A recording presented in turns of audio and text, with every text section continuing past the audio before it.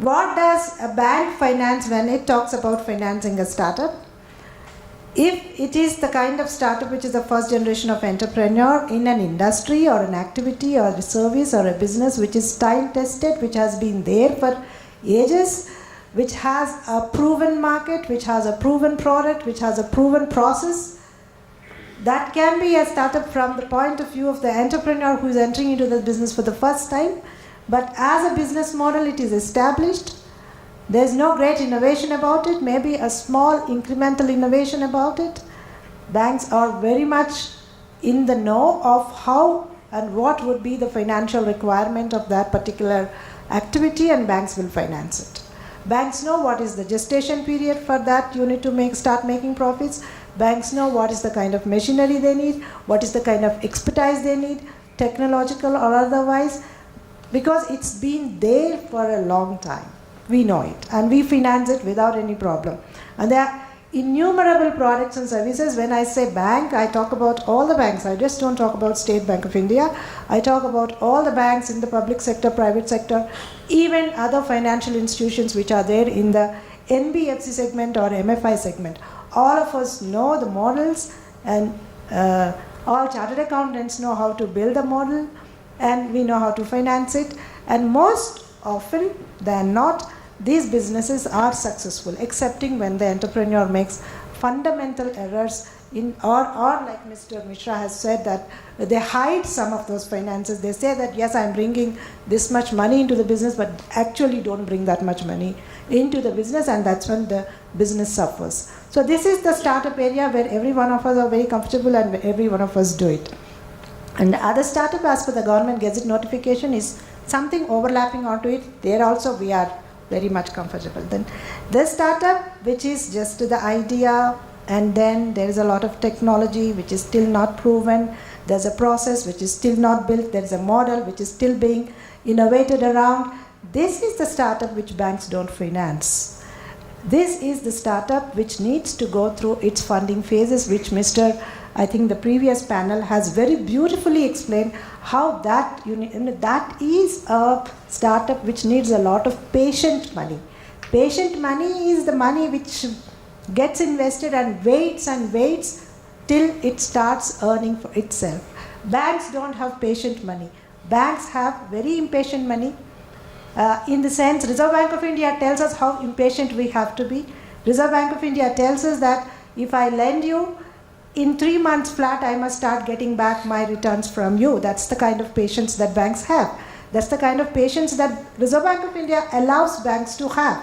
So, the money which that kind of startup that I'm talking about, which has still not got the proof of concept, which is going through that proof of concept, which is working out whether it can be commercialized or not, that's where you need to go through the patient doses of money into it through seed funding or bootstrap funding, and then series A, B, C, whatever. And then end stage funding, banks do. End stage fund, that is after they have scaled up to a certain level and then they have started showing the profit making record, that's when the banks come in and fund.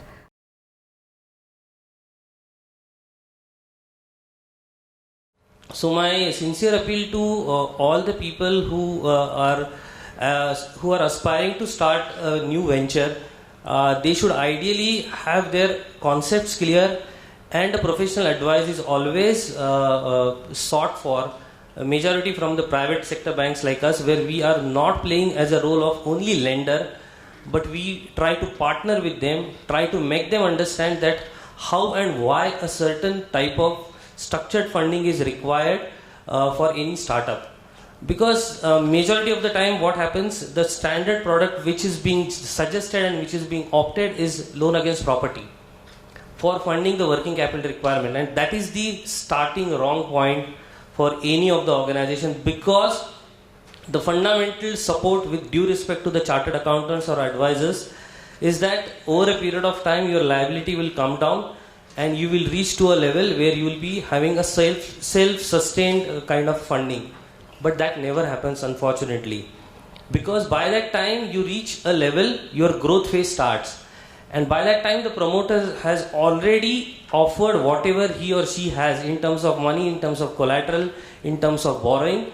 And when the actual growth phase comes in the picture, there is nothing to offer. And as a banker, fortunately or unfortunately, we ask, what is that additional you would bring in? And that is where the entire game starts. I am sure this particular fact, those who are at the growth phase, probably they can try to relate this.